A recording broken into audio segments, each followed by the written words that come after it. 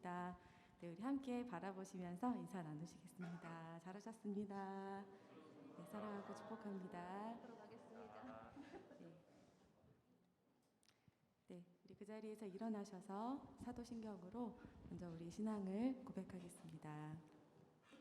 전능하사 천지를 만드신 하나님 아버지를 내가 믿사오며 그 외아들 우리 주 예수 그리스도를 믿사오니 이는 성령으로 잉태하사 동정녀 마리아에게 나시고 본디오 빌라도에게 고난을 받으사 십자가에 못 박혀 죽으시고 장사한 지 사흘 만에 죽은 자 가운데서 다시 살아나시며 하늘에 오르사 전능하신 하나님 우편에 앉아 계시다가 주로서 산자와 죽은 자를 심판하러 오시리라.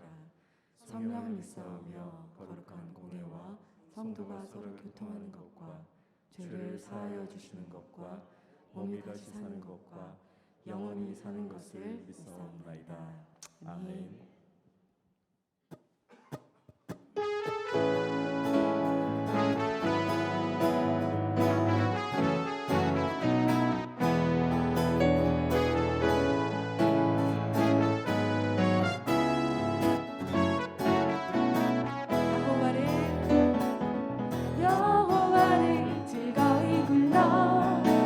기쁨으로 주께 나가리.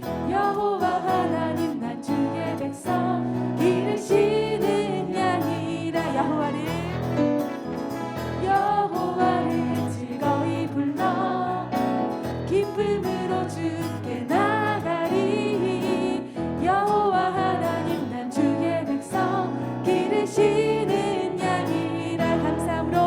감사함으로 주를 높이며 그 문에 들어가서 찬송함으로 그 이름을 송축할지어다. 감사함으로 주를 높이며 그 문에 들어가서 찬송함으로 그 이름을 송축할지어다. 여호와를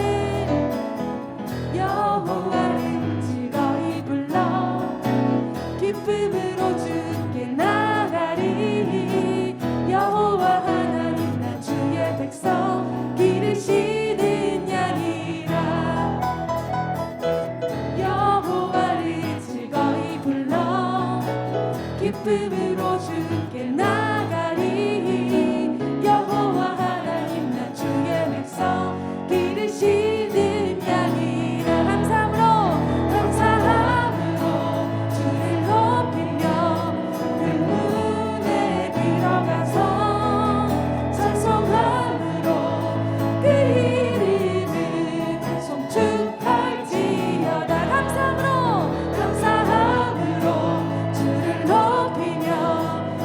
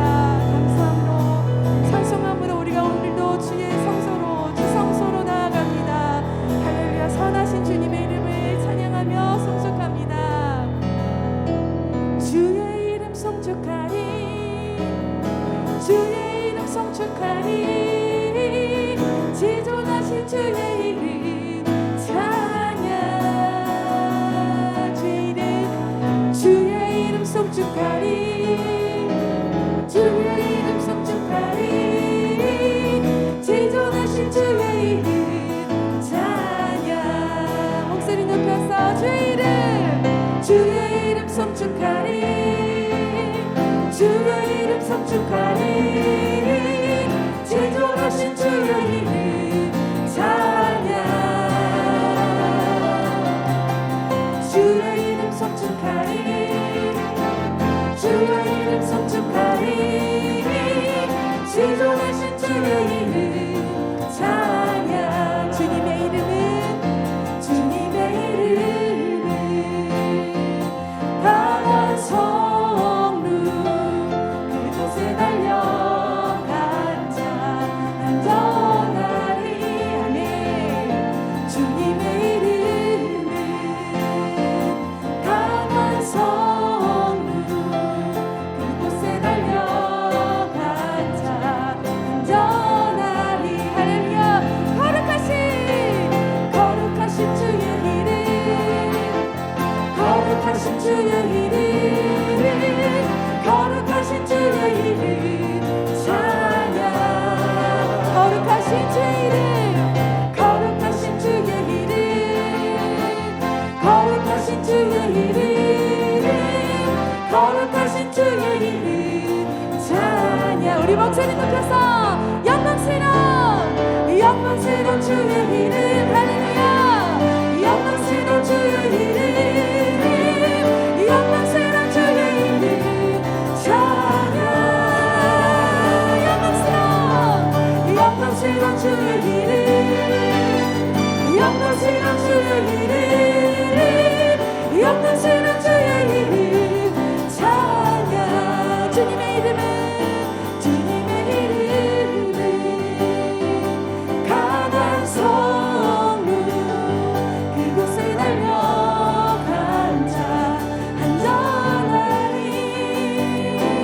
주님의 이름은 강한 성루 그곳에 달려간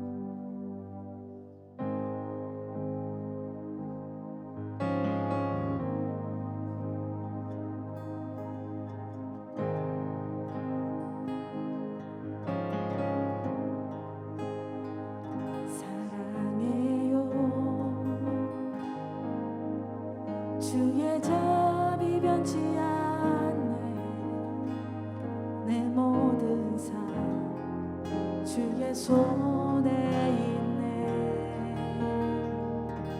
난 눈을 뜰 때부터 잠들 때까지 난 노래해 주의 선하심을. 사랑해요 사랑해요. 주의 자비 변치 않네. 내 모든 삶 주의 손에 있네. 나 눈을 뜰 때부터 잠들 때까지 난 노래해 주의 선하심을.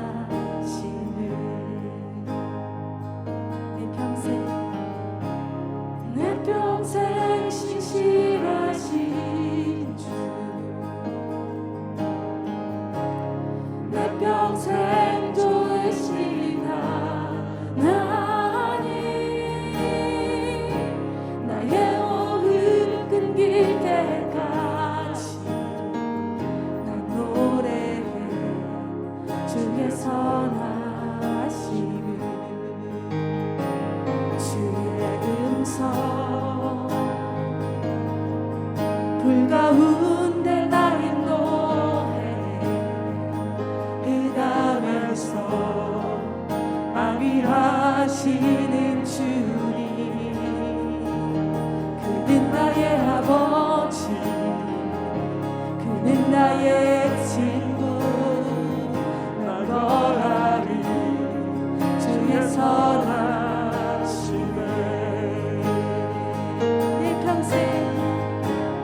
내 평생 신실하신 주, 내 평생 좋으신 하나님, 나의 호흡 끊길 때까지 난 노래해 주의 선하심을. 내 평생 신실하신, 내 평생 신실하신 주, 내 평생 좋으신 하나님,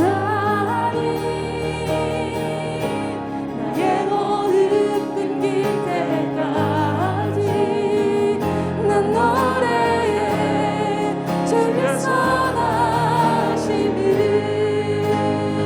내 평생의 선하심과 평생의 선하심과 주의 인자하심 점점 나를 따르리니 두려움 없도다. 내 삶을 들여 주께 순복해 모두 드립니다. 주의 선하심이 나를 따르 내 평생의 선하심과 선하심과 주의 인자하심 점점 나를 따르리니 두려움 없도다. 내 삶을 들여 주께 순복해 모두 드립니다. 주의 선하심이 나를 따르 내 평생에 선하심과 주의 인자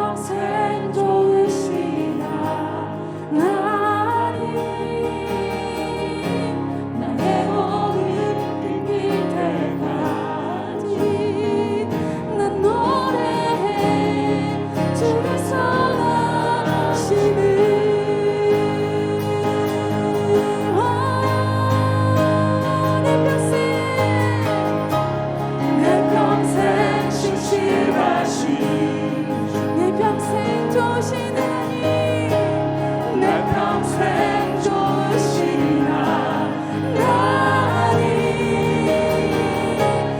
나의 호흡 끊길 때까지 난 노래해 주의 선하신 내 평생 신실하신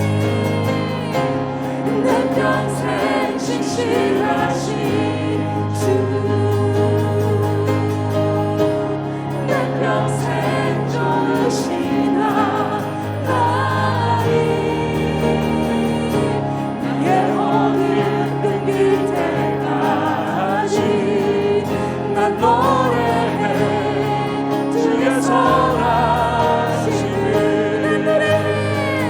난 노래해 주의 선하심을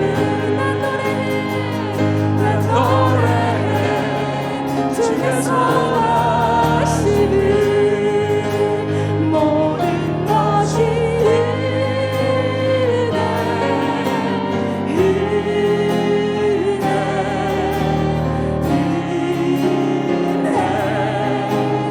한없는 은혜 내 삶에 당연한 것 하나도 없었던 것을 모든 것이 은혜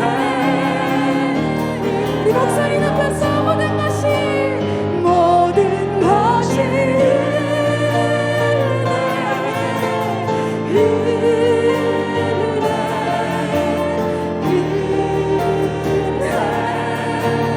한없는 은혜 내 삶에 당연한 것 하나도 없었던 모든 것이 은혜 우리 한 번 더 감사의 고백을 드립시다 모든 것이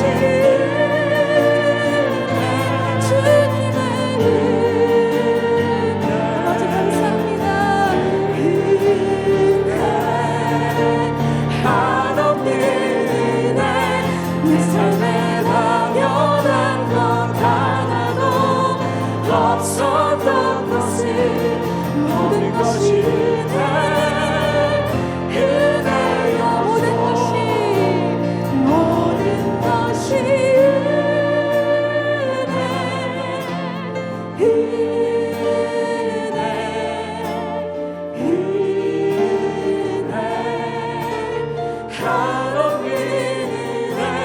내 삶에 당연한 것 하나도 없었던 것을 모든 것이 은혜 한 번 더 고백합니다 모든 것이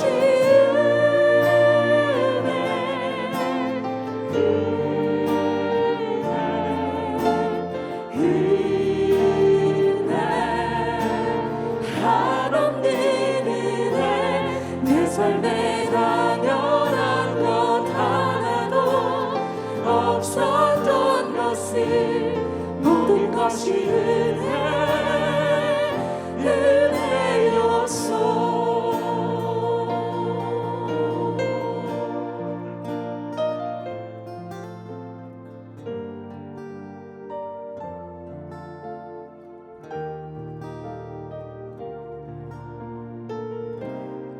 하나님 아버지 이 시간 우리 예배 가운데에 성령으로 우리 각 사람의 마음을 그리고 이곳을 충만하게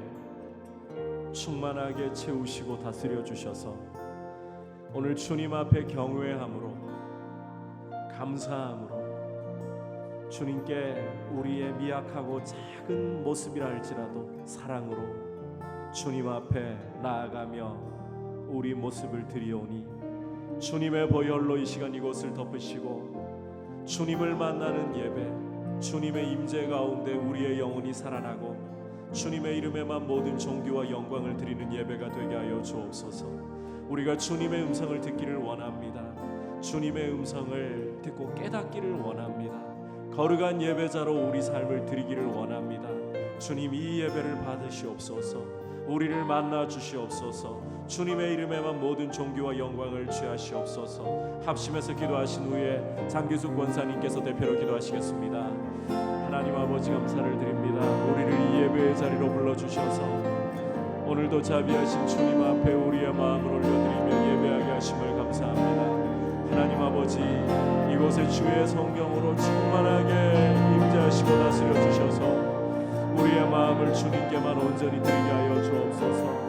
모든 존귀와 영광과 감사와 사랑을 주님의 이름에만 드리며 주님 이 시간 우리가 온 마음을 다해 온 정성을 다해 온 힘을 다해 주님을 사모하고 의지하오니 우리를 만나주시고 주님의 거룩한 음성을 들을 수 있도록 우리에게 말씀하시며 깨닫는 마음을 허락하여 주시고 주님 앞에 거룩한 예배자들로 드려질 수 있게 하여 주옵소서. 주님을 만남으로 우리의 영혼이 살아나게 하시고 주님의 이름에만 오직 주님의 이름에만 모든 존귀와 영광을 드리는 거룩한 예배자로 드릴 수 있도록 주님 은혜 주시고 긍휼 베풀어 주시옵소서. 함께 하시고 충만한 은혜로 부어 주옵소서.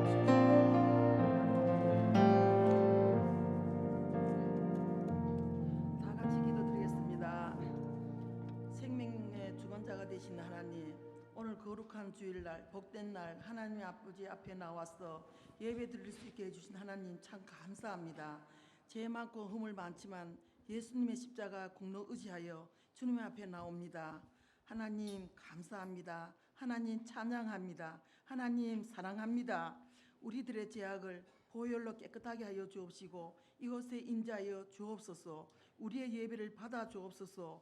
주님, 우리에게 날마다 주와 함께 동행하시겠다 말씀하심에도 불구하고 세상의 소리에 불안해하고 보이는 환경에 주님의 세미한 음성에 미련하였습니다. 주님, 우리들의 믿음 없는 것을 용서하여 주옵시고 또 오직 주님의 세미한 음성을 들을 수 있도록 귀가 열리게 하여 주옵소서. 오직 주님 말씀만 붙들고 흔들지 않는 신앙의 성도들이 되게 하여 주옵소서. 하나님, 대통령 선거를 앞둔 우리나라를 위해서 기도합니다.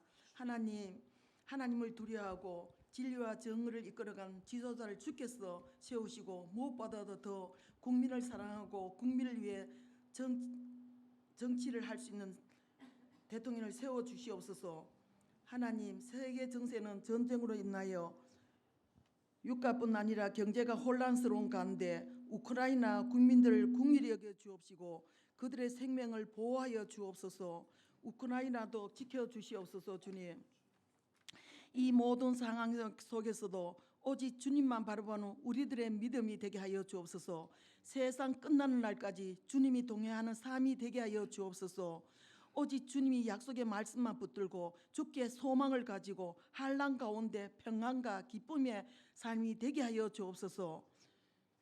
주님의 영광을 두높이는 찬양대의 찬양을 통하여 주님 홀로 높임 받으시고 찬양대의 헌신을 기억하사 하늘의 충만한 복으로 채워주옵소서. 주님을 위하여 묵묵히 봉사하며 섬기는 예배위원들에게도 같은 은혜를 부어주옵소서.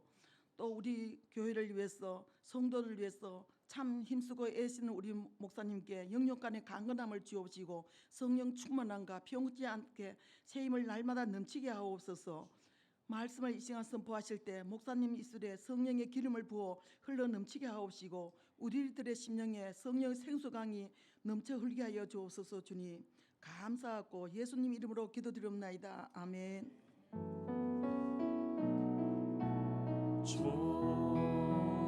좋으신 하나님, 좋으신 하나님, 참 좋으신 나의 하나님. 우리의 기도를 응답해 주시네. 우리의 기도를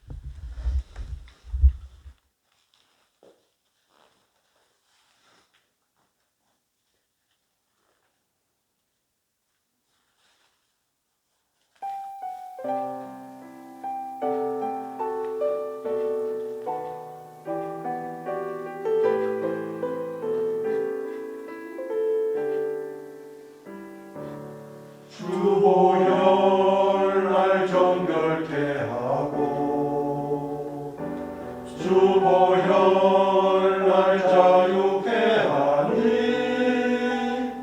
주 앞에 나 예배하는 이 시간 나의 모든 것을 주께 드리네. 주의 손 날 위해 지키셨고 주의 발 날 위해 박히셨으니 이제는 내가 사는 것이 아니요 오직 주를 위해 사는 것이라.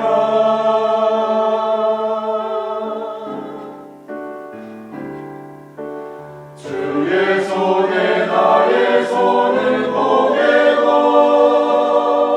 또 주의 발에 나의 발을 보게 하여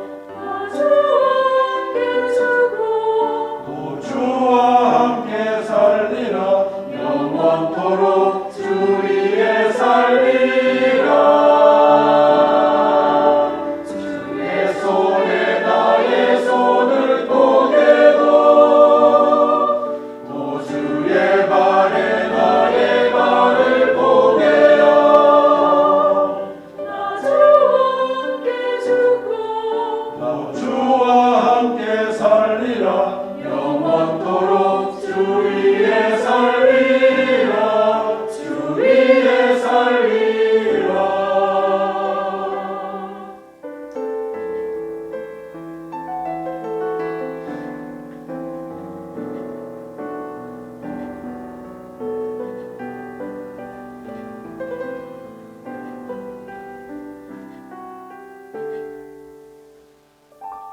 주의 손 날 위해 지키셨고 주의 발 날 위해 박히셨으니 이제는 내가 사는 것이 아니요 오직 주를 위해 사는 것이라.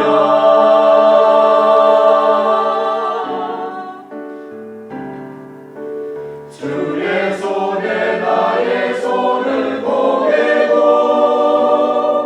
또 주의 발에 나의 발을 보게 하여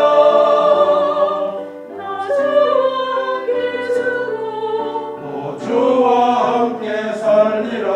영원토록 주 위에 살리라.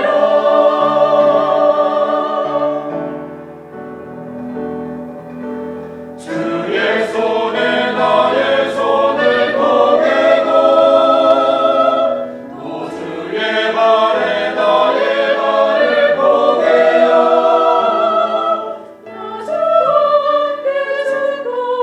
또 주와 함께 살리라. 영원토록 주 위에 살리라. 주 위에 살리라. 주 위에 살리라.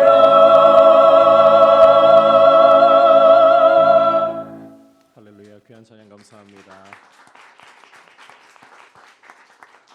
이번에는 이렇게 영상으로 찬양을 드렸지만 이제 머지않아 오프라인으로 찬양대가 설 수 있는 모습을 기대합니다. 3월에 이 코로나가 정점을 찍고 일상으로 회복할 수 있도록 여러분께서 계속해서 기도해 주시기를 바라고 이제 대선이 다가오고 있습니다. 특별히 나라를 위해서 국민들을 위해서 조금이라도 더 잘 섬길 수 있는 일꾼이 세워지도록 계속 기도를 멈추지 말아 주시기를 바랍니다.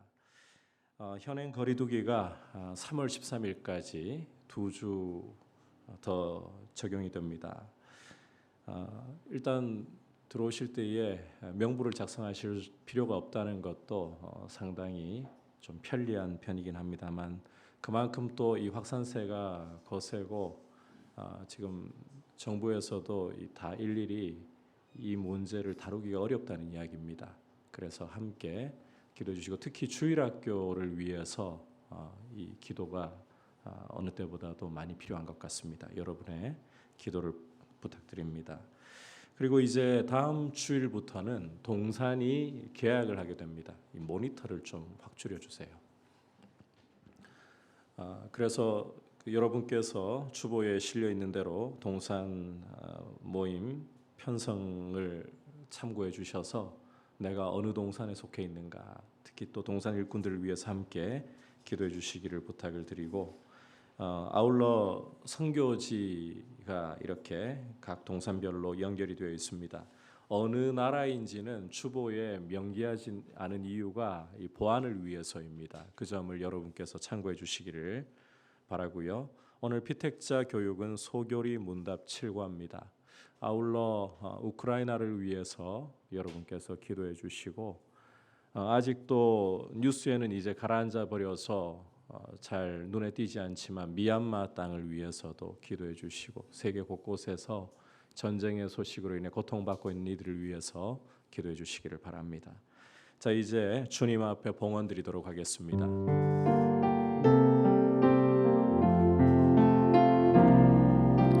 나의 생명을 드리니 주 영광 위하여 사용하옵소서.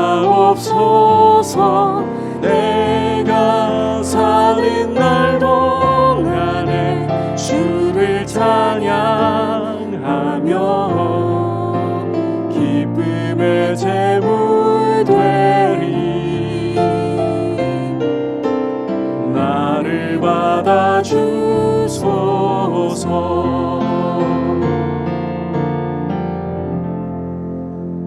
하나님 아버지, 주님 앞에 귀한 예물 올려드릴 수 있도록 우리에게 좋은 것으로, 일용할 것으로 채워주시는 아버지의 사랑과 공급하심에 감사를 드립니다.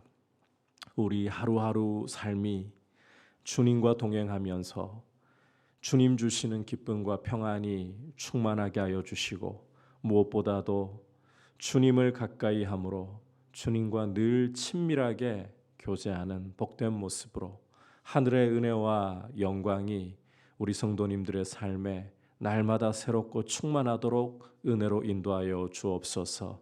나라의 경기가 많이 어려운 가운데 있지만 성도님들 보호하시고 필요한 것으로 영광 가운데 채우시며, 또 이 오미크론의 거센 파도 속에서도 안전하게 건강하게 보호해 주시고, 무엇보다 주님, 국제 정세가 참 우크라이나 사태로 인하여서 많이 혼란스럽습니다. 고통받는 우크라이나 땅을 긍휼히 여기시고 이 전쟁이 하루속히 종식되고 그 땅 가운데 주님의 은총이 임하도록, 그리고 드러나진 않지만 지금도 고통받고 있는 미얀마 땅 가운데서도 주님 피 흘림이 멈출 수 있도록 긍휼을 베풀어 주옵소서. 예수님의 이름으로 기도드립니다. 아멘. 할렐루야.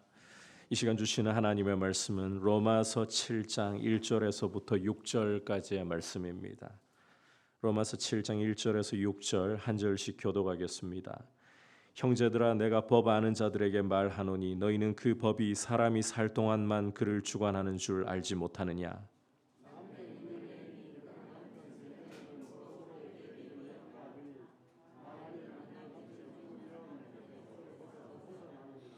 그러므로 만일 그 남편 생전에 다른 남자에게 가면 음녀라. 그러나 만일 남편이 죽으면 그 법에서 자유롭게 되나니 다른 남자에게 갈지라도 음녀가 되지 아니하느니라.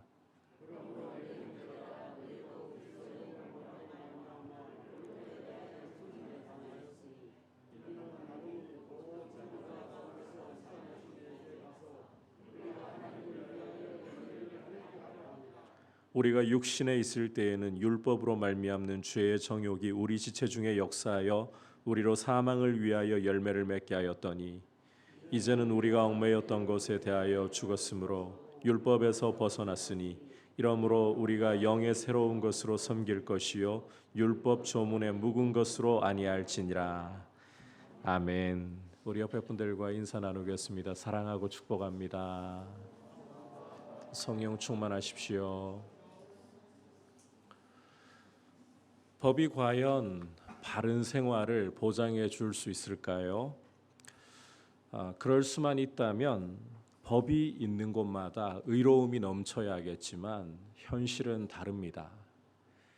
법이 있어도 범죄는 사라지지 않고 계속될 뿐더러 오히려 더 넘쳐나고 있습니다.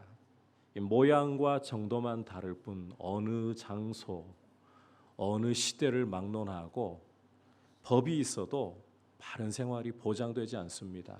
지금 우크라이나 상황만 보아도 국제법과 질서가 있어도 푸틴이 우크라이나를 공격하는 것을 보면 이 법이라는 것이 의로움을 보장해 주지 못하는구나. 율법도 마찬가지입니다. 율법이 사람을 하나님 앞에서 의롭게 거룩하게 만들어 주지 못합니다. 오늘은 여러분과 함께 율법과 성화에 대해서 말씀에 귀를 기울이려고 합니다. 지난 시간 우리가 어떻게 성화를 이루어 갈 것인가 말씀을 들었습니다. 우리는 예수님을 믿음으로 예수님과 연합하여 죄에 대해 죽었습니다. 그리고 하나님께 대해 살았습니다. 따라서 더 이상 우리가 죄 아래 있지 않고 은혜 아래 있는 것이 우리의 신분이기 때문에 이 신분에 어울리도록 우리는 죽을 몸의 사욕에 굴복하지 말아야 하는 것입니다. 죄가 우리 몸의 사욕을 통해서 왕노릇하는 것을 우리가 결코 허락하려 해서는 안 된다는 것입니다. 아니, 우리는 복음에 순종함으로 죄에게서 벗어나서 의의 종이 되었기 때문에 우리의 몸을, 우리의 삶을 의의 도구로서, 의의 종으로서 하나님께 드리는 것이 마땅합니다. 그리고 그 열매는 거룩함이고 영생입니다.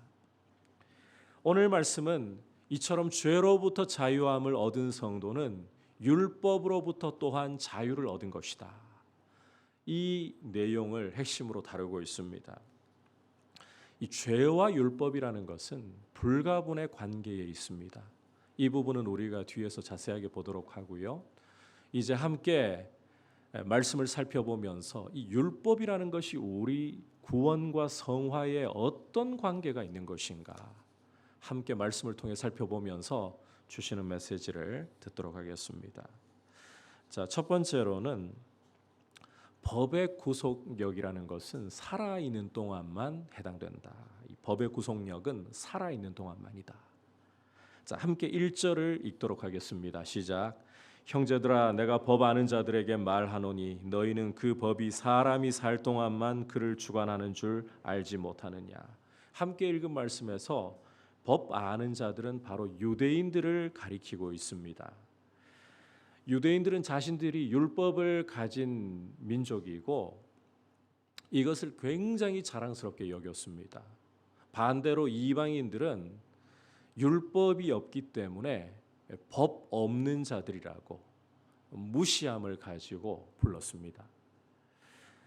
물론 그 무시가 들어있다라고 우리가 보기는 어렵지만 이 비슷한 예를 사도행전 2장 23절에서 발견할 수가 있는데 오순절 성령을 받은 베드로가 자신들에게 몰려온 디아스포라 유대인들에게 말씀을 전하면서 이 법 없는 자들이라는 용어를 쓰는 것을 읽을 수가 있어요. 유대인들이 이방인들의 손을 빌어서 예수님을 십자가에 못 박아 죽인 일을 가리켜서 너희가 법 없는 자들의 손을 빌려 못 박아 죽였으니 이렇게 설명을 하고 있습니다.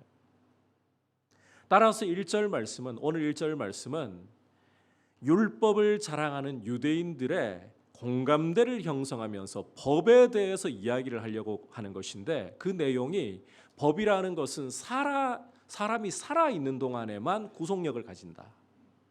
법이라는 것은 사람이 사는 동안에만 구속력을 가진다. 이 이야기를 하는 것입니다.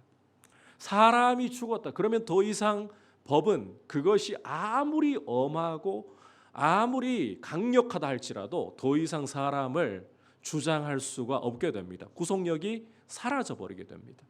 죽음은 법의 구속력으로부터 벗어나는 가장 효과적이고 가장 확실한 길이라는 것입니다.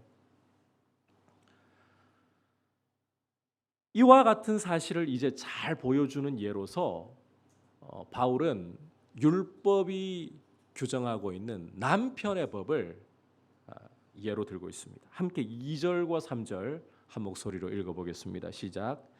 남편 있는 여인이 그 남편 생전에는 법으로 그에게 매인바되나 만일 남편이 죽으면 남편의 법에서 벗어나느니라.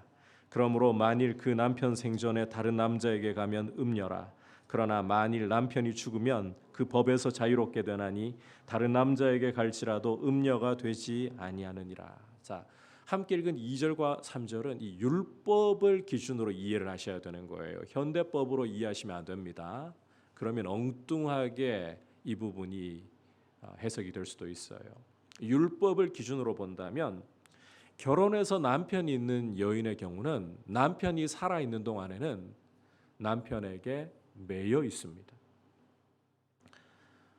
그래서 남편 살아있는 동안에 다른 남자에게 시집을 가버리게 된다.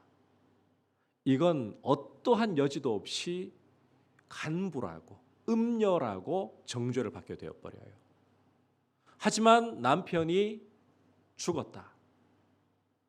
이 경우에는 이 여인이 다른 남자에게 시집을 간다 하더라도 더 이상 음녀라고 간부라고 정죄받지 않습니다. 왜냐하면 이 법이라는 것은 사람이 살아있는 동안에만 적용이 되고 구속력을 발휘하게 되는 것이기 때문입니다. 따라서 사람이 죽어버린다. 그러면 더 이상 법은 어떠한 주장도 사람에게 할 수가 없어진다는 거예요. 자, 그렇다면 이제 바울이 왜 유대인들의 공감을 끌면서까지 이런 이야기를 하려고 하는 것인가? 왜 죽음이 법으로부터 벗어나는 가장 확실한 길이라는 것을 예까지 들면서 이야기를 하려고 하는 것인가? 이어지는 4절에서 그 이유를 말씀을 하고 있습니다. 4절 함께 보겠습니다. 그러므로 내 형제들아 너희도 그리스도의 몸으로 말미암아 율법에 대하여 죽임을 당하였으니 이는 다르니 곧 죽은 자 가운데서 살아나신 이에게 가서 우리가 하나님을 위하여 열매를 맺게 하려 함이라. 앞서 바울이 죽음이야말로 사람이 법에서 벗어나는 가장 확실한 길이다. 이 이야기를 한 이유가 믿음으로 예수님과 연합한 우리에게 일어난 일을 보여주기 위한 것이다 라는 점입니다. 믿음으로 예수님과 연합한 우리에게 어떤 일이 일어난 것인가, 이걸 보여주려고 죽음은 법에서 벗어나는 유일하고 확실한 길이다 이야기를 한 거라고 보여주고 있습니다. 로마서 6장에서 믿음으로 예수님과 연합한 성도는 예수님의 무엇에도 연합을 했다고 했습니까? 죽으심에도 연합을 했다. 그래서 죄에 대해서 우리 옛사람이 죽었다라고 말씀을 드렸죠. 간단하게 이야기하면 우리가 죄에 대해 죽었다는 거예요. 하지만 이 죽음은, 예수와 연합한 이 죽음은 단지 죄에 대해서만 죽는 것이 아닙니다. 오늘 4절을 여러분께서 보시면 이 죽음을 통해서 우리는 율법에 대해서도 죽임을 당했다는 거예요. 우리는 율법에 대해서 예수와 연합해서 죽은 것입니다. 여러분, 이 사실이 굉장히 중요한 일입니다. 세 가지 이유 때문에 이 율법에 대해서 죽었다는 것이 참 중요한데, 첫 번째는 율법의 기능 때문에 율법에서 벗어나는 것. 율법에 대해 죽고 율법에서 벗어나는 게 너무너무 중요하다는 겁니다. 지금까지 우리가 로마서를 보면서 율법의 기능이라는 것은 지켜서 사람이 의롭게 되는 수단이 아니라 오히려 이 율법을 통해서 우리가 죄인이라는 사실을 깨닫는데 율법의 기능이 있다. 그 말인즉슨 이 율법이라는 것은 사람을 정죄하는 기능을 한다는 것입니다. 따라서 만약 우리가 율법 아래에 매여 있다면, 죄 가운데에서 율법 아래 여전히 매여 있다면 우리는 율법의 정죄를 피할 길이 없다는 거예요. 그리고 결국은 심판 아래에 사망을 위하여 열매 맺는 길밖에는 우리에게 주어진 것이 없다는 것입니다. 따라서 우리는 이 율법의 정죄로부터 벗어나야 되는 거예요. 우리가 예수님을 믿는다는 것은 예수님과 연합하여 죄에 대해서 죽을 뿐만 아니라 이 율법에 대해서 죽었다는 것입니다. 그리고 죽음이야말로 어떠한 역할을 한다? 사람이 법으로부터 벗어나게 하는 역할을 한다. 율법의 정죄로부터 벗어났다는 것입니다. 따라서 로마서 8장 1절에서 그리스도 예수 안에 있는 자에게는 뭐라고 말씀하고 있습니까? 결코 정죄함이 없나니 더 이상 율법의 정죄가 우리에게 예수 안에 있는 자에게는 주어지지 않는다는 것입니다. 우리가 하나님 앞에 섰을 때에 더 이상 죄인으로서 정죄함을 받지 않고 의롭다 하심을 얻은 자녀로서 하나님의 받아들여 주심을 맛보게 된다는 거예요. 이것이 율법에서 벗어나야 하는 첫 번째 이유입니다. 두 번째는 죄가 율법을 통해서 우리 안에 일으키는 정욕 때문에, 자, 설명 잘 들어보세요. 죄가 율법을 통해서 우리 안에 일으키는 정욕 때문에 율법에서 벗어나야 돼요. 자, 5절 같이 읽어보겠습니다. 시작. 우리가 육신에 있을 때에는 율법으로 말미암는 죄의 정욕이 우리 지체 중에 역사하여 우리로 사망을 위하여 열매를 맺게 하였더니. 자, 함께 읽은 말씀에서 육신에 있을 때라는 표현을 주목해 보실 필요가 있는데, 여기에서 육신이라는 것은 우리가 입고 있는 이 몸, 육체를 가리키는 표현이 아닙니다. 오히려 이것은 옛 사람을 가리키는 거예요. 죄 가운데 있고 하나님을 반역하던 옛 사람을 가리키는 거예요. 따라서 이 육신에 있을 때라는 말은 죄 가운데 있을 때, 율법 아래 있을 때 이런 뜻이에요. 이렇게 율법 아래 있을 때에 죄의 정욕이 우리 지체 중에서 역사했다. 무슨 말인가 하면 몸의 사욕을 이용해서 죄가 군림하는 이런 삶을 우리가 살고 있었다는 거예요. 자, 주목할 것은 이 죄의 정욕이 율법을 통해서, 율법으로 말미암아서 일어난다는 점입니다.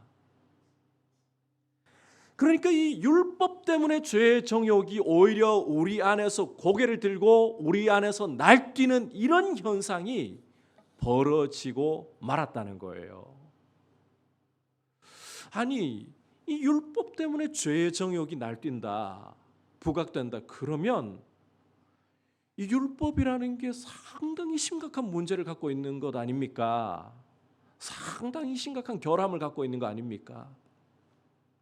우리가 그 다음에 로마서 7장 12절을 보면서 확인을 하겠지만, 이 율법이라는 것은, 계명이라는 것은 거룩하고 의롭고 선한 것이에요.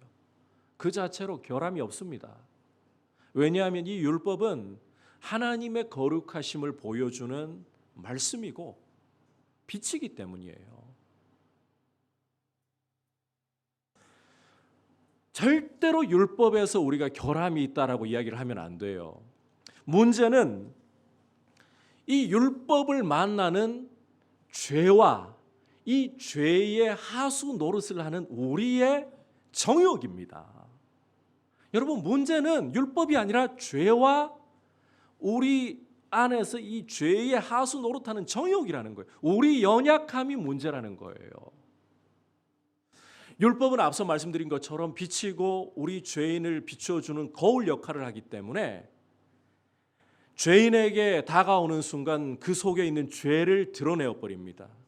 내 부모를 공경하라, 살인하지 말라, 간음하지 말라, 도둑질하지 말라, 이웃의 것을 탐내지 말라, 거짓말하지 말라. 자, 이런 말씀들이 우리에게 오면 우리 속에 있는 죄를 드러내어 버리기 시작하는 거예요. 죄가 이렇게 밖으로 드러나기 전까지는, 율법이 우리 마음을 비추기 전까지는 사실은 죄가 있어도 죄가 날뛰지는 않았어요. 날뛸 필요도 없어요. 어둠 속에 감춰져 있기 때문에 날뛰지 않아도 별 문제 없이 사람을 사망으로 이끌어갈 수 있어요. 그런데 율법의 빛이 우리 마음에 비추면서 그 정체가 탄로나기 시작할 때에 이 죄는 날뛰기 시작합니다. 이 율법의 빛을 통해서 정욕이 완전히 미쳐 날뛰도록 만들어버려요. 이렇게 이해를 하시면 이 율법이 왜 이렇게 정욕을 자극하는가 이해가 좀 되실 것 같아요. 여러분께서 집 청소를 해보시면 그늘지고 어두운 곳에서는 별로 먼지 나는 걸 잘 못 보실 겁니다.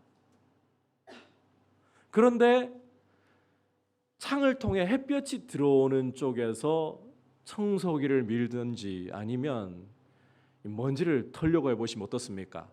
털기도 전에 이미 그 햇살 속에 먼지가 자욱하고 날린 것을 보시게 되잖아요. 마찬가지인 거예요. 율법이 오기 전에는 사실은 죄가 여전히 있어요. 활동하고 있어요. 그러나 어둠 속에 감춰져 있기 때문에 이 율법으로 인해 정체가 탄로나지 않았기 때문에 날뛸 필요가 없습니다.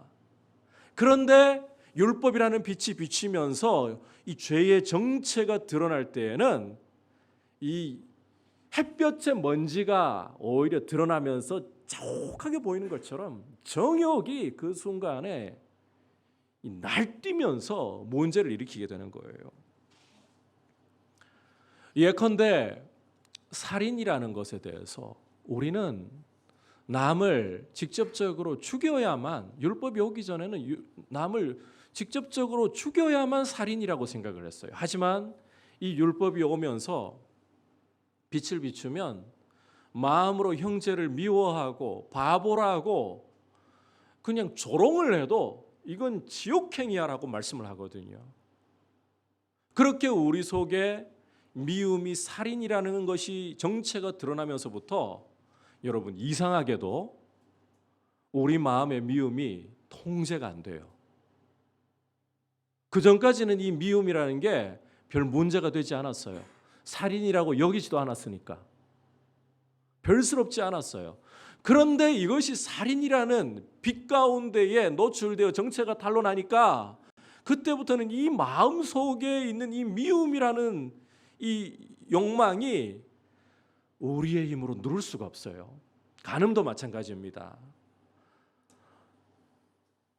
다른 이성과 배우자 아닌 사람과 육체적인 관계를 가질 때에나 간음이라고 여겼었는데 율법의 빛이 우리 마음을 비추면서 마음속에 배우자 외에 다른 이성을 보면서 음욕을 품기만 해도 이제는 간음이다.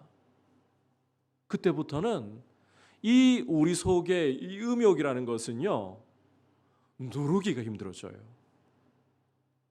오히려 더 거세게 강렬하게 고개를 들면서 우리를 괴롭히는 문제가 되는 거예요.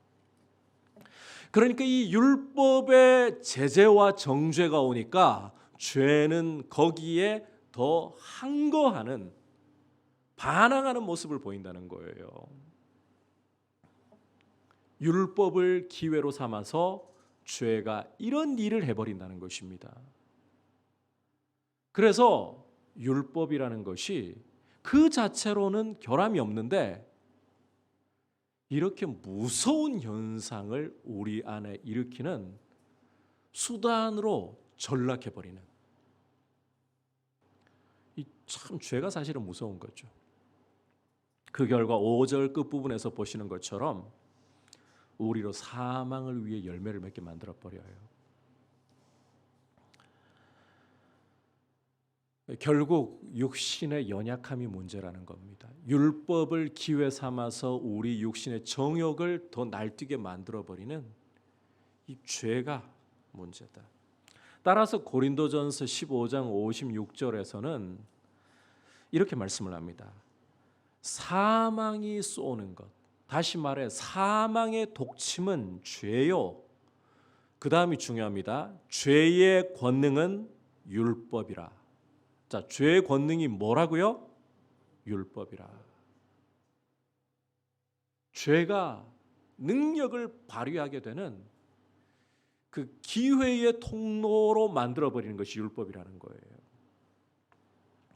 원래 이 죄와 율법이라는 것은 성격이 완전히 상반된 것입니다. 그런데 죄인을 만나는 순간 죄인의 연약함 때문에 이 두 가지가, 죄와 율법이 얽혀가지고는 오히려 죄인 안에 정욕을 불같이 일으키는 이런 기가 막힌 역할을 해버린다. 따라서 우리는 죄에서만 해방되는 것이 아니라 율법으로부터도 해방이 되어야 한다는 것입니다. 이제 마지막으로 우리가 율법에서부터 해방되어야 하는 이유는 다시 4절 끝부분으로 올라가 보시면 죽은 자 가운데서 살아나신 예수님께 가서 하나님을 위해 열매를 맺기 위함이다. 하나님을 위해 열매를 맺기 위함이다. 여러분, 우리가 죄로부터 건짐을 받고 구원을 얻은 이유가 바로 하나님께 열매 맺는 삶을 살기 위해서예요.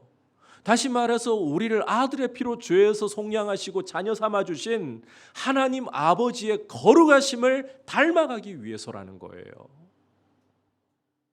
그러려면 율법으로부터의 자유가 필수인 겁니다. 율법 아래 있다는 것은 바꿔 말하면 죄 가운데 있다는 말이고, 그렇다면 우리는 아무리 도덕적으로 깨끗하게 살려고 노력해 본들 결국은 하나님을 반역하면서 죽음이라는 열매를 맺을 수밖에 없습니다. 이게 피할 수 없는 일이에요. 따라서 이 죄로부터, 율법으로부터 자유를 얻어야만 이 무시무시한 남편인 율법의 속박에서 벗어나야만 이제 죽은 자 가운데서 살아나신 우리의 새로운 남편이신 예수님과 연합해서 하나님을 위해 열매를 맺을 수가 있게 되는 거예요. 따라서 우리가 믿음으로 예수님과 연합하는 이 일이 필수적인 것이고, 우리가 이제 예수님 안에서 예수님을 남편으로 맞아서 새로운 열매를 맺을 수 있는 길이 주어진 것입니다. 그래서 이제 6절을 보시면요, 이제는 우리가 얽매였던 것에 대해 죽었으므로 율법에서 벗어났으니, 여기 얽매였던 게 바로 율법의 얽매임을 말하는 거예요. 이제 여러분, 예수 그리스도를 믿음으로 우리는 예수와 연합해서 율법에 대해 죽었습니다. 율법으로부터 벗어나서 율법이라는 남편의, 이 억압하던 남편의, 얽매든 남편의 속박으로부터 벗어나서 예수님이라는 남편과 연합하여서 예수님이라는 남편과 결혼하여서 하나님을 위하여 거룩함이라는 열매를 맺도록 우리에게 길이 열렸습니다. 이게 우리의 신분이에요. 여러분, 구원과 성화의 문제에 있어서는 우리에게 어떠한 일이 일어났느냐, 이걸 알고 이걸 잊어버리지 않는 게 너무너무 중요합니다. 한번 따라합시다. 나는 예수와 연합하여 죄와 율법에 대해 죽었고, 예수와 연합하여 예수님이 나의 남편이 되심으로 거룩한 열매를 맺게 되었습니다. 하나님 아버지를 닮아가는 거룩한 열매를 맺는 사람들, 이게 우리의 신분이고 이것이 우리에게 주어진 새 생명의 모습이라는 것입니다. 이 기초 위에서 여러분 흔들리지 말고 구원에 합당하도록 거룩함을, 성화를 이루어 가야 한다는 거예요. 따라서 이제 마지막으로 우리는 영의 새로운 것으로 섬기는 삶을 살아야 한다. 따라합시다. 영의 새로운 것으로 섬겨야 합니다. 이걸 바꿔 말하자면 성령 안에서 새 생명으로 살아가야 한다는 것입니다. 함께 6절 후반부에 이러므로부터 읽어보겠습니다. 시작. 이러므로 우리가 영의 새로운 것으로 섬길 것이요 율법 조문의 묵은 것으로 아니할지니라. 자, 이러므로라는 것은 바로 앞에 있는 내용, 우리가 예수와 연합해서 율법에 대해 죽음으로 율법의 얽매임으로부터 벗어난 것을 말하고 있는 거예요. 이렇게 예수의 죽음에 연합해서 율법에서 벗어났기 때문에 우리는 영의 새로운 것으로 섬기지 율법 조문에 묵은 것으로, 율법 문자에 낡은 것으로 매여 살아서는 안 된다는 거예요. 참고로 이 말씀을 우리가 자칫 율법 무용론이라든지 율법 폐기론으로 이해를 해서는 안 됩니다. 이것은 우리가 죄에서 벗어나고 우리를 의롭게 하는 일에 율법이 할 수 있는 일이 없다, 이 이야기일 뿐이지 절대로 율법을 폐기해야 된다, 율법은 우리 삶에 아무 소용없는 것이다, 이 말을 하려는 게 아니에요. 여러분, 율법은 구원을 얻고 의를 얻는데 우리에게 힘을 줄 수 있다 없다? 없습니다. 지켜서 의롭게 되는 수단이 아니에요. 오히려 죄를 깨닫게 하고 우리 등을 떠밀어 우리의 의가 되신 예수님께 나아가게 만드는 것이지, 지켜서 의를 얻도록 처음부터 그렇게 주시지 않았어요. 그렇다고 해서 이 율법이 필요 없는 것이고, 율법에서 벗어나야 한다고 해서 율법이 필요 없는 것이고, 율법은 소용없는 것이야, 그렇게 말해서는 안 된다는 겁니다. 그것은 우리 믿음이 이야기하는 바가 아예 아닙니다. 그것은 육체의 방종을 일으키려고 하는 이단들이나 하는 이야기예요. 자, 그렇다면 우리가 영의 새로운 것으로 섬긴다, 이게 도대체 무슨 말이냐? 이것은 성령께서 주시는 새 생명으로 살아가야 한다라는 뜻인데, 이 삶을 잘 보여주고 있는 게 새 언약이라는 거예요. 새 언약. 여러분께서 이 용어를 알고 계시면 성경 읽는 데 굉장히 도움이 되십니다. 새 언약으로 살아가야 된다. 오늘 시간에는 이 새 언약을 여러분과 상세하게 다루기는 어렵고 간단하게 핵심만 이야기를 좀 하고, 다음 시간에 이 새 언약, 이 성령 안에서 우리가 새 생명으로 살아가는 것에 대해서 좀 더 심도 있게 다루도록 할게요. 우선 좀 기억하실 것은 이 새 언약이라는 것은 세 가지가 핵심입니다. 세 가지. 첫 번째는 하나님의 법이 우리 마음판에 새겨졌다는 거예요. 시내산에서 출애굽한 이스라엘과 하나님이 언약 맺으실 때에 하나님의 법을 어디다 새겨주셨습니까? 돌판에다 새겨주셨죠. 이 사람 마음과는 상관없이 밖에 있어요. 그런데 이렇게 해서는 율법을 이룰 수가 없는 거예요. 그런데 이제 새 언약에서는 성령으로 우리 마음판에다가 하나님의 법을 새겨주시는데, 우리의 힘과 우리의 능력이 아니라 성령의 능력과 성령의 도우심으로 이 율법이 우리 삶에 이루어지게 만들어 버리신다는 거예요. 이래서 율법 무용론이 고개를 들면 안 된다는 겁니다. 하나님의 법이 우리 마음판에 새겨지게. 두 번째, 새 언약은 큰 자로부터 작은 자까지, 어린 아이로부터 노인에 이르기까지 여호와를 알라 할 필요가 없다는 것입니다. 무슨 말인가 하면 하나님의 백성이라면 모두 다 하나님을 아버지로 알고 있다는 거예요. 하나님을 아버지로 모시고 있다. 이게 새 언약의 두 번째예요. 마지막으로 새 언약의 세 번째 핵심은 더 이상 하나님이 우리 죄를 기억하지 않으신다는 겁니다. 하나님이 다시는 우리의 죄악을 기억하지 않으신다. 이게 새 언약의 세 번째예요. 여러분, 성령으로 새 생명을 주신다는 것은 이 새 언약 안에서 살아가는 삶이고, 성도는 이 새 언약을 처음에 예레미야 선지자를 통해서 말씀하셨거든요. 그리고 이 새 언약을 언제 찬란하게 성취로 드러내시느냐? 예수님이 십자가에 못 박히시기 전날 제자들과 최후의 만찬을 나누시면서 잔의 말씀으로서 이 잔은 나의 피로 세우는 새 언약이니라고 말씀을 하셨어요. 십자가로 말미암아서 바로 이 새 언약이, 예수님의 피로 말미암아서 이 새 언약이 이루어지는 거예요. 그 언약 따라 살아야 된다는 거예요. 시내산에서 모세를 통해서 주셨던 율법 아래서 살아가는 것이 아니라 예수 그리스도의 피로 이제는 새 언약 안에서 살아가야 한다. 이걸 여러분께서 기억하시고, 제가 강조하고 싶은 오늘의 핵심은 이겁니다. 이 모든 축복이 우리가 예수와 연합했기 때문에 오는 거예요. 다만 예수를 믿었을 뿐인데, 그런데 여러분, 이 믿는 것조차도 알고 보면 은혜입니다. 우리는 에베소서 2장에서 보여주듯이 허물과 죄로 죽었던 사람들이에요. 하나님께 대해 죽어서 우리 스스로 예수님을 믿을 힘도 없었어요.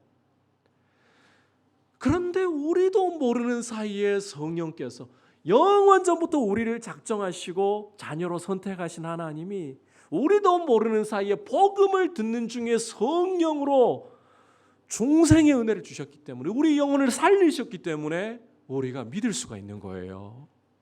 그래서 우리는 이 은혜를 돌아보면서 나의 믿음마저도 나도 모르는 사이에 하나님이 살려주셔서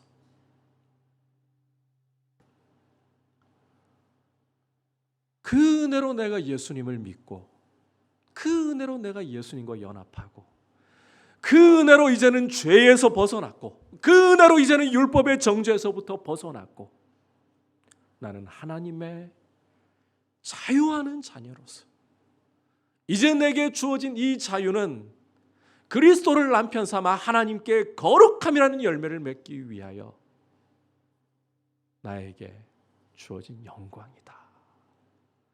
이 사실을 기억하면서 아들을 아끼지 않고 주신 하나님 아버지께, 그리고 우리의 신랑이 되시는 예수 그리스도께 감사와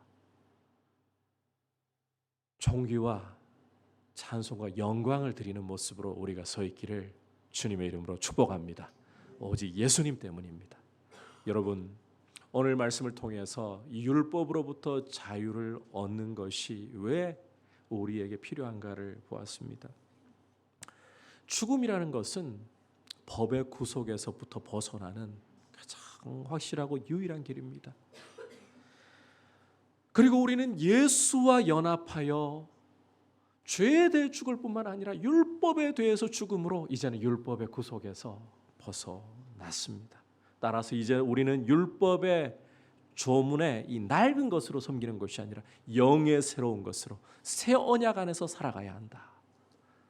그리고 이 모든 것이 오직 그리스도의 은혜라는 사실을 잊지 말고 새 생명으로 살아가는 이 기쁨이 무엇인가를 우리가 묵상하고 이 새로운 삶을, 하나님께 열매 맺는 삶을 살아가기로 결단하고 주님 앞에 우리 삶을 드리기를 축복합니다. 이제 말씀을 생각하면서 찬송가 149장 고백드리겠습니다.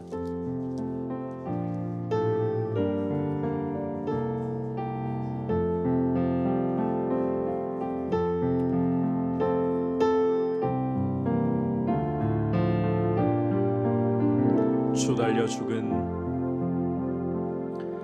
주 달려 죽은 십자가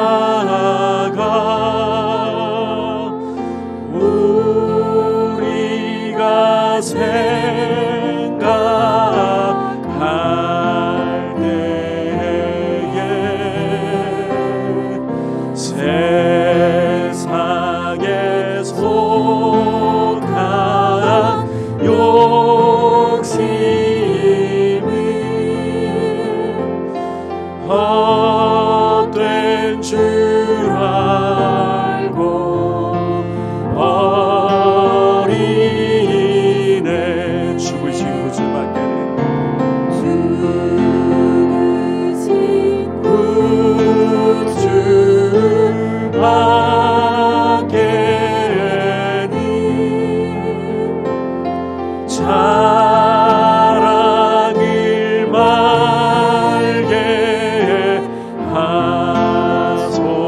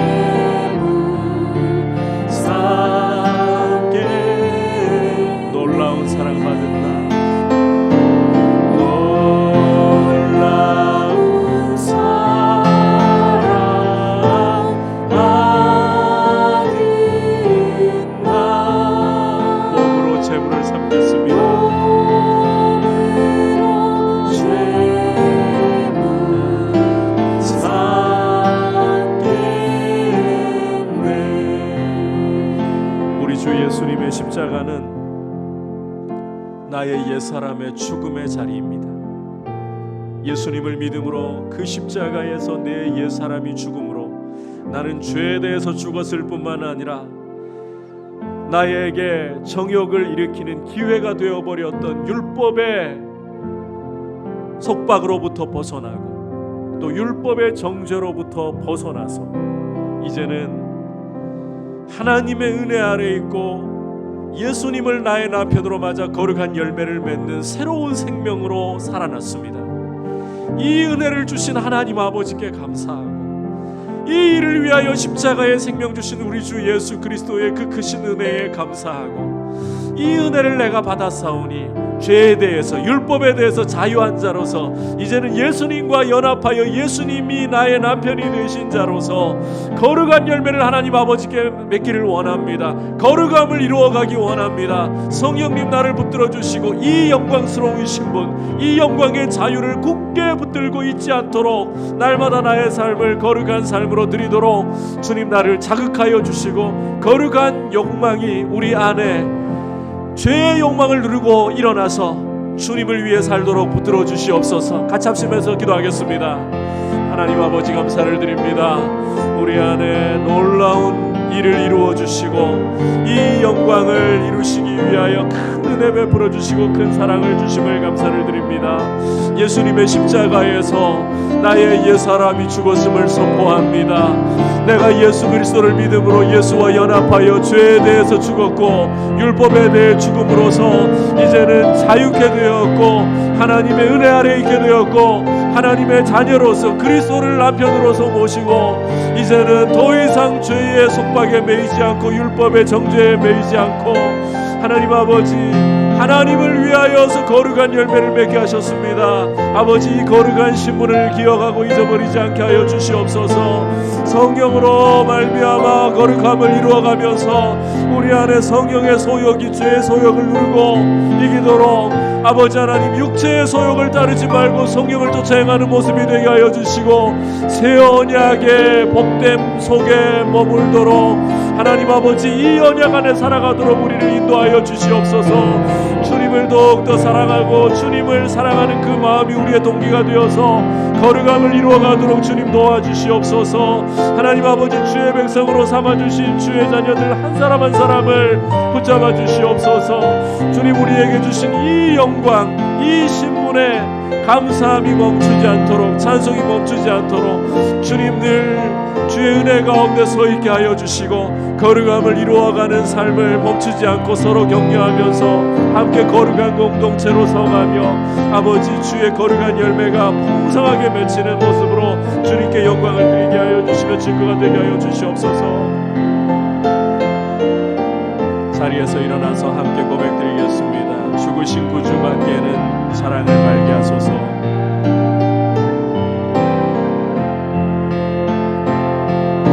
죽으신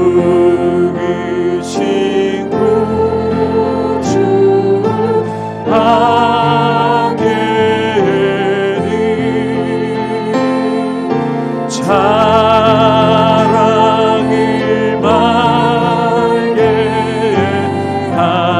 하소서. 오열의 공로 힘입어 교만한 마음을 버리네. 온 세상 만물 가져도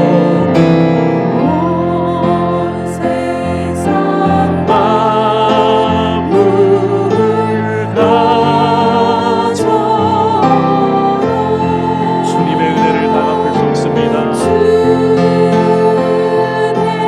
못 나가겠네.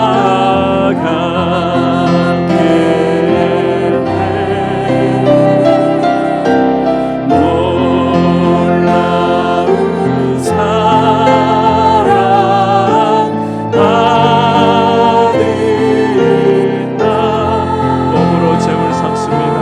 몸으로 죄를 삼겠네.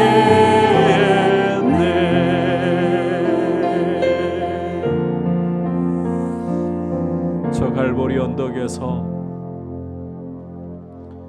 영원하신 하나님 독생자께서 연약한 모습으로 우리를 대신하여 십자가에 못 박혀 죽으심으로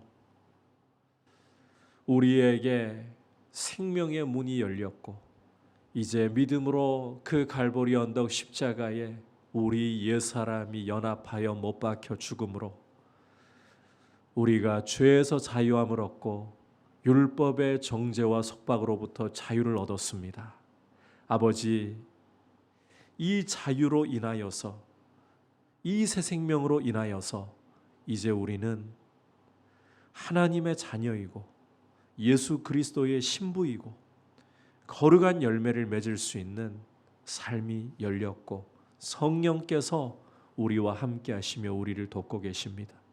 이 은혜를 기억하고 우리의 신분이 무엇인가, 내가 누구인가를 기억하고 하나님이 어떠한 일을 그리스도를 통해 이루셨는가를 바라보면서 우리가 죄에 맞서 싸우며 죄의 소욕에 굴복하지 않고 오히려 성령의 소욕에 굴복하며 거룩함을 이루어가는 성령 안에서의 새 생명으로 살아가는 모습 되게 하여 주옵소서. 우리 주 예수 그리스도의 크신 은혜와 하나님 아버지의 지극하신 사랑과 성령 하나님의 감화 감동 충만하게 하시는 은혜의 역사가 율법으로부터 자유를 얻어 이제는 그리스도라는 남편에게 연합하여서 거룩한 열매를 맺는 모든 주의 백성들 위해 열방을 섬기시는 선교사님들 위해 이제부터 영원토록 함께 계시기를 간절히 축원하옵나이다. 아멘.